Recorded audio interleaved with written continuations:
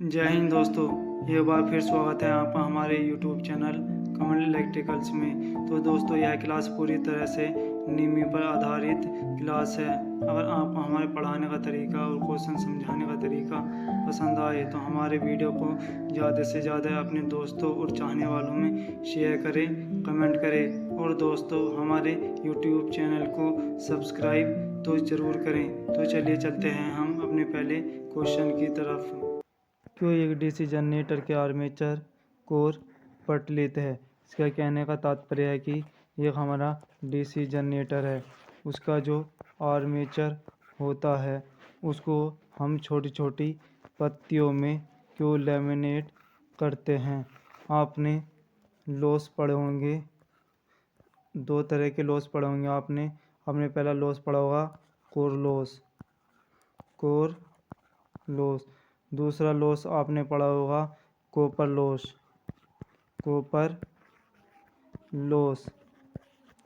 अब हमारा जो कोर लॉस होता है वो भी दो तरह का होता है। पहला होता है हमारा भंवर धारा हानि, दूसरा होता है हमारा हिस्टैरिसीस लॉस या हिस्टैरिसीस हानि। जो हिस्टैरिसीस हानि होती है यह कोर के बार बार चुंबकित और बार बार विचुंबकित होने से कोर में हिस्टैरिसीस लॉस होता है। हमारी जो भंवर धारा हानि होती है यह कोर के लैमिनेशन पर डिपेंड करती है। हमारी इस कोर पर, ये जो हमारी कोर होती है लैमिनेट, इस पर हमारी भंवर धारा हानि डिपेंड करती है। तो इसका सही आंसर हो जाएगा हमारा ऑप्शन नंबर डी, भंवर धारा हानि को कम करना। हम जानते हैं कि अगर हमारा किसी जनरेटर या किसी मशीन में लॉस ज़्यादा होगा तो उसकी जो है इफ़िशियंसी भी कम होगी। एडी करंट का एक फॉर्मूला याद रखना, फ्रीक्वेंसी फाई का स्क्वायर इंटू टी का स्क्वायर, सॉरी ये बी स्क्वायर है यानी चुंबकीय क्षेत्र है। जो हमारा एडी करंट होता है वह फ्रीक्वेंसी, चुंबकीय क्षेत्र और कोर की मोटाई पर निर्भर करता है। डीसी जनरेटर का आर्मेचर प्रतिरोध बहुत कम क्यों है?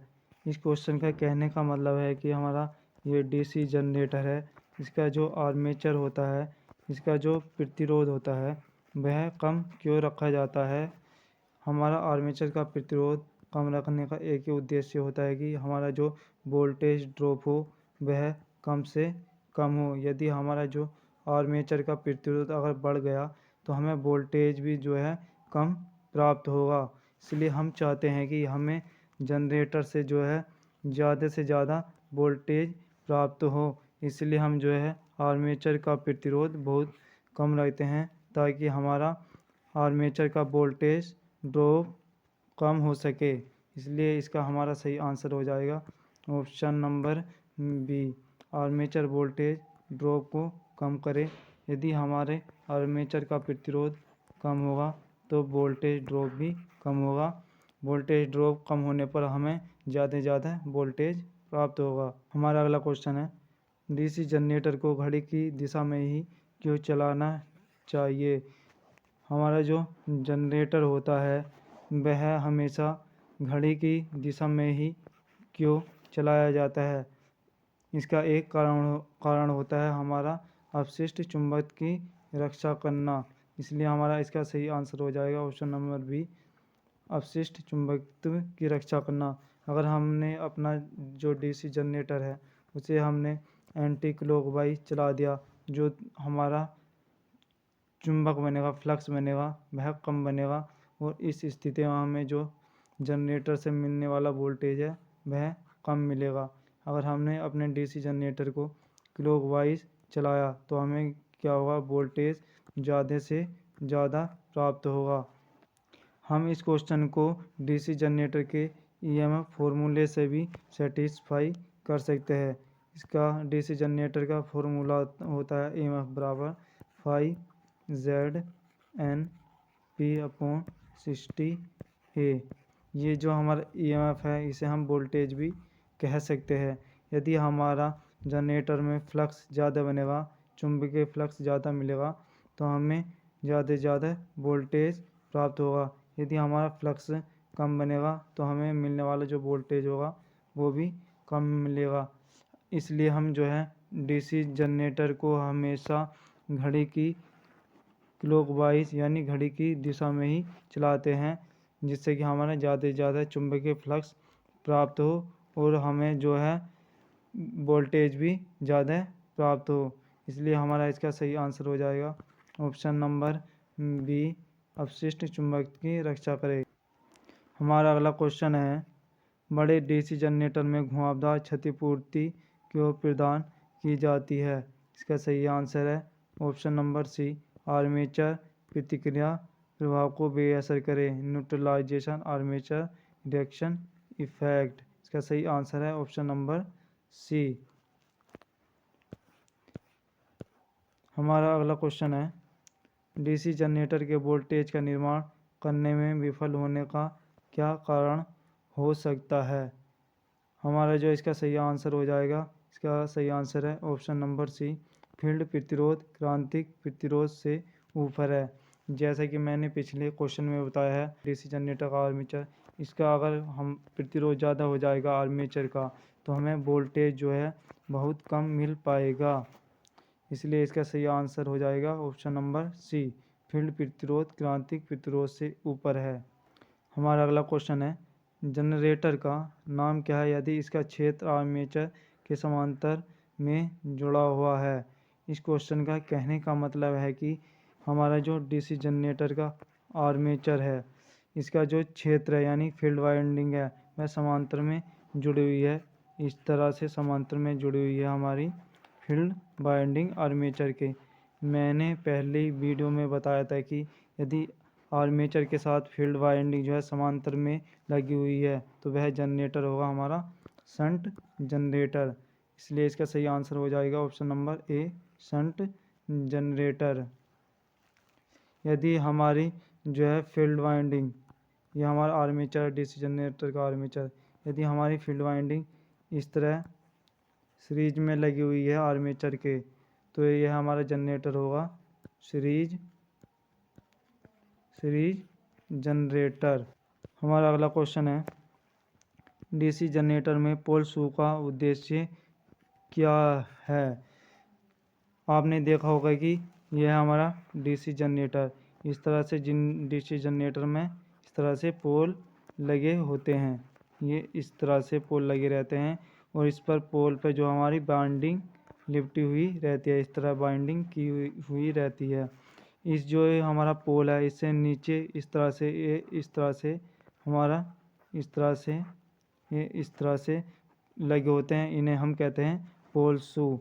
ये हमारा ये इस तरह से, ये इस तरह से, ये इस तरह से, ये इस तरह से, ये हमारा पोल शू का कार्य होता है ये फील्ड वाइंडिंग, इस फील्ड वाइंडिंग को सहारा देना और ये जो गैप है इसमें चुंबकीय क्षेत्र को फैलाना। इसलिए हमारा इसका सही आंसर हो जाएगा option number D, air gap में समान रूप से फ्लक्स को फैलाना, यानी चुंबक क्षेत्र को फैलाने का काम करते हैं हमारे ये पोल शू, ये हैं पोल शू। हमारा अगला क्वेश्चन है, डीसी जनरेटर में स्लिप रिंग का क्या कार्य है? यानी कि जो हमारी डीसी जनरेटर है उसमें जो स्लिप रिंग लगी हुई रहती हैं उसका क्या कार्य है? क्या सही आंसर हो जाएगा ऑप्शन नंबर बी, धारा को एक दिशा में एकत्र करना। हमारी जो आर्मेचर में बनने वाली करंट है उसको एक डायरेक्शन में कलेक्ट करने का काम करता हमारी स्लिप रिंग। इसलिए इसका सही आंसर हो जाएगा ऑप्शन नंबर बी, धारा को एक दिशा में एकत्र करता है। जनरेटर में ब्रश बनाने के लिए किस सामग्री का उपयोग किया जाता है? आपने जनरेटर के पार्ट्स पढ़े होंगे। हमारा जो ये कम्यूटेटर होता है इसके ऊपर लगे होते हैं इस तरह से ब्रश लगे हुए होते हैं। ये हमारा कम्यूटेटर, जो हमारे ब्रश बने होते हैं वह कार्बन और ग्रेफाइट के बने होते हैं। इसलिए हमारा सही आंसर है ऑप्शन नंबर बी, कार्बन और ग्रेफाइट। आपको यह पता होना चाहिए कि हमारे जो ये ब्रश होते हैं यह क्या कार्य करते हैं। तो जो हमारे ब्रश होते हैं वो कम्यूटेटर में बनने वाली डीसी को कलेक्ट करने का काम करते हैं हमारे ब्रश। हमारा अगला क्वेश्चन है, क्यों डीसी जनरेटर अपने अपशिष्ट चुंबकत्व खो देते हैं। इसका सही आंसर है ऑप्शन नंबर डी, रोटेशन की दिशा अक्सर बदलती है। हम जानते हैं कि जो हमारे डीसी जनरेटर का ईएमएफ होता है उसका फॉर्मूला होता है phi z n p upon 60 a. अगर हमारा फ्लक्स ज़्यादा बनेगा, चुंबकीय फ्लक्स ज़्यादा बनेगा तो हमारा ईएमएफ भी ज़्यादा बनेगा। यहाँ आप ईएमएफ को वोल्टेज भी समझ सकते हैं। इसलिए हम जो है अपने जनरेटर को हमेशा क्लॉकवाइज यानी घड़ी की दिशा में ही घुमाते हैं, जिससे हमारा फ्लक्स ज़्यादा बने और वोल्टेज भी ज़्यादा बने। अगर डीसी जनरेटर की जो है दिशा बदलती रहेगी तो वह चुंबकत्व खो देगा और वोल्टेज हमें कम प्राप्त होगा। इसलिए इसका सही आंसर है ऑप्शन नंबर डी, रोटेशन की दिशा अक्सर बदलती है। इसलिए हमारा जो डीसी जनरेटर होता है अपने अपशिष्ट चुंबकत्व को खो देता है।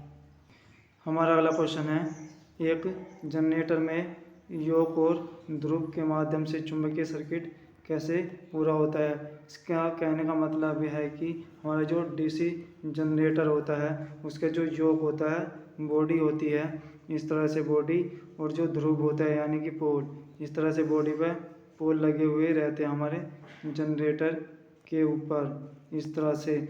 तो ये कह रहा है कि चुंबकीय सर्किट कैसे पूरा होता है। आपको पता है कि हमारी इस पर फील्ड वाइंडिंग इस तरह से लिपटी रहती है पोल पर। बीच में होता है हमारा आर्मेचर, जो इसमें बाइंडिंग वहाँ सप्लाई देते हैं, तो इसमें पोल में बनता है चुंबकीय क्षेत्र। जो चुंबकीय क्षेत्र होता है वह हमारे आर्मेचर को काटता है, तो इसमें हमारी जो होती है ईएमएफ जनरेट यानी कि करंट जनरेट हो जाता है या वोल्टेज जनरेट हो जाता है। तो जो चुंबकीय सर्किट पूरा होता है वह हमारे आर्मेचर के कारण पूरा होता है। इसलिए इसका सही आंसर है option number B, armature core.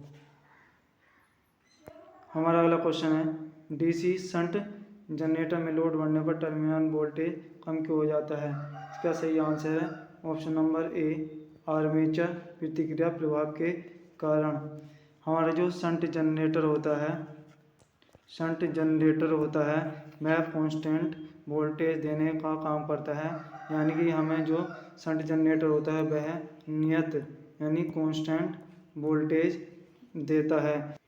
आपको शंट जनरेटर के बारे में पता होना चाहिए और इसका चित्र भी आपको याद होना चाहिए। हमारे जो शंट जनरेटर का डायग्राम होता है वह होता है इस तरह से। ये हमारे जनरेटर का आर्मेचर होता है। हमारी जो फील्ड वाइंडिंग होती है वह आर्मेचर के साथ इस तरह से पैरेलल या समांतर में लगी हुई होती है। ये हमारा होता है शंट जनरेटर।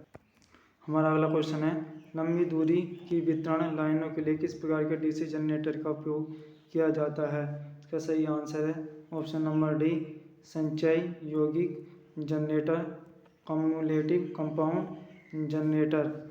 जो हमारे कंपाउंड जनरेटर होते हैं उसमें दो तरह की फील्ड वाइंडिंग होती है। एक होती है हमारी फील्ड वाइंडिंग, एक होती है हमारी शंट बाइंडिंग। जो हमारा कंपाउंड जनरेटर होता है उसका चित्र इस तरह से होता है कुछ। ये होता है जनरेटर का आर्मेचर, यह होती है हमारी फील्ड वाइंडिंग, और जो हमारा शंट फील्ड वाइंडिंग होती है वह आर्मेचर और फील्ड वाइंडिंग दोनों के पैरेलल में लगी हुई होती है। यह हमारा होता है कंपाउंड जनरेटर। अगर इन वाइंडिंग में दोनों एक ही तरफ करंट की दिशा होती है इस तरह, यानी कि एक ही दिशा में करंट की डायरेक्शन होती है, तो वह हमारा जनरेटर कहलाता है कम्युलेटिव जनरेटर या संचयी यौगिक जनरेटर। अगर हमारे कंपाउंड जनरेटर में करंट की डायरेक्शन इस तरह विपरीत है तो वह हमारा जनरेटर होगा डिफरेंशियल कंपाउंड जनरेटर। यह भी आप याद रखना। हमारा अगला क्वेश्चन है, डीसी जनरेटर में इंसुलेशन प्रतिरोध को बेहतर बनाने के लिए किस विधि का उपयोग किया जाता है। इसका सही आंसर है ऑप्शन नंबर डी, रखरखाव के दौरान मशीन में गर्म हवा देना। यदि हमारे डीसी जनरेटर का इंसुलेशन प्रतिरोध कम हो जाएगा तो हमारी जो फील्ड वाइंडिंग होती है वह शॉर्ट सर्किट हो जाएगी और वह जल्दी ही ख़राब हो जाएगी। इसलिए हम क्या करते हैं, जब हम डीसी जनरेटर का मेंटेनेंस करते हैं, मेंटेनेंस के दौरान हम गर्म हवा देते हैं उसकी फील्ड वाइंडिंग को, ताकि जो फील्ड वाइंडिंग में मॉइस्चर या नमी होती है वह गायब हो जाए और इंसुलेशन प्रतिरोध बेहतर बना रहे।